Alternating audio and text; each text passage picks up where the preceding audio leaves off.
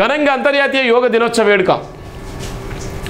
విశాఖ తీరంలో యోగాసనాలు వేసిన లక్షలాది జనం. ప్రత్యేక అతిథిగా హాజరై యోగాసనాలు చేసిన ప్రధాని. యోగ ప్రపంచాన్ని ఏకం చేసిన మోడీ వాక్యం. ఘనంగా అంతర్జాతీయ యోగ దినోత్సవ వేడుక. విశాఖలో అంతర్జాతీయ యోగ దినోత్సవాలు ఘనంగా జరిగాయి. ఈ వేడుకలకు ముఖ్య అతిథిగా ప్రధాని నరేంద్ర మోడీ హాజరయ్యారు. లక్షలాదిగా జనం తరలివచ్చిన ఉత్సాహంగా యోగలో పాల్గొన్నారు. కిలోమీటర్ల మేఘం యోగా చేసి ఉత్సాహంగా కనిపించారు. విశాఖ ఆర్కే బీచ్ వేదికగా అంతర్జాతీయ యోగ దినోత్సవం వేడుకగా ముగిసింది. లక్షలాది మంది సాగర్ తీరానికి చేరుకుంది. యోగాసనాలు వేశారు ప్రధాని Narendra Modi, AP CM Chandrababu Naidu, deputy CM Pavan Kalyan, governor Abdul Nazeer, కేంద్ర రాష్ట్ర మంత్రులు సహా పలువురు ప్రముఖులు ఈ కార్యక్రమానికి హాజరైన నేపథ్యం ఉంది. ఒక పక్కన ఇంతమంది హాజరయ్యారు, ఓ పక్కన వాళ్ళు ఎవరైతే ఆ ఎస్సీ ఎస్టీ పిల్లలలో వాళ్ళని తీసుకొచ్చి ఆ యోగాసనంలో పాల్గొనేటువంటి నేపథ్యంలో వాళ్ళను ఎలాంటి బెడ్సీ గిడ్సీ లేకుండా వాళ్ళందరూ కూడా ఒకే హాల్లో ఉండి వాళ్ళు చాలా ఇబ్బంది పడ్డటువంటి నేపథ్యం ఉంది. మరో పక్కన 200 కోట్ల రూపాయలు దీనికోసం విడుదల చేయడం జరిగింది. యోగ కోసమే 200 రూపాయల కోట్ల ఇలా కేంద్ర ప్రభుత్వం విడుదల చేస్తే ఇష్టానుసారంగా డబ్బులతోనే ఇలా చేసినటువంటి దౌర్భాగ్యమైన పరిస్థితి ఇలా మనం చూస్తున్న నేపథ్యం.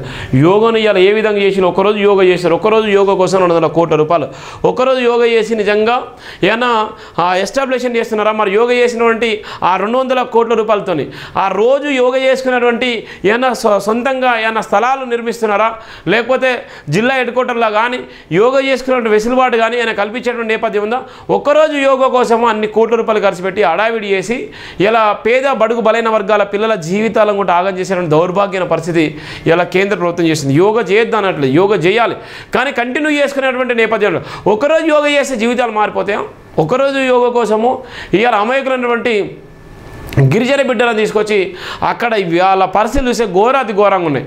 ఎంత దారుణంగా ఉన్నాయంటే అదే ఇవాళ ఉన్నటువంటి కేసీఆర్ బిడ్డలో, లేకపోయిందంటే కేటీఆర్ బిడ్డలో, లేకపోయిందంటే లోకేష్ బిడ్డలో, లేకపోయిందంటే పవన్ కళ్యాణ్ బిడ్డలో, లేకపోతే చంద్రబాబు నాయుడు పిల్లలో, లేకపోతే ఇటుపోతే వీళ్ళ పిల్లలో, రేవంత్ రెడ్డి మనవరాల్లో వాళ్ళ కుటుంబ సభ్యులు, ఆ విధంగానే ఉన్నటువంటి అందరూ ఒకే దగ్గర ఉండేటువంటి పరిస్థితి ఉంటుందా చెప్పండి? ఇలా సినిమా హీరోలకు ఒక విధంగా, సినీ తారలకు ఒక విధంగా, రాజకీయ నాయకులకు ఒక విధంగా, రాజకీయ నాయకులు లేకపోతే ఒక విధంగా, ఇలా ఉన్నటువంటి వాళ్ళ ఓటర్లు వాళ్ళ ఇష్టానుసారంగా పిల్లల్ని ఒకే దగ్గర వేస్తే వాళ్ళందరూ కూడా సుమారుగా వందలాది మంది ఒకరి మీద ఒకరు అక్కడ పడుకొని ఒకరి కాళ్ళ దగ్గర ఒకరు పడుకునేటువంటి పరిస్థితి ఉంది. కనీసం వాళ్ళకు చెద్దలు లేక వాళ్ళు ఇబ్బంది పడ్డటువంటి దౌర్భాగ్యమైన పరిస్థితి ఉంది.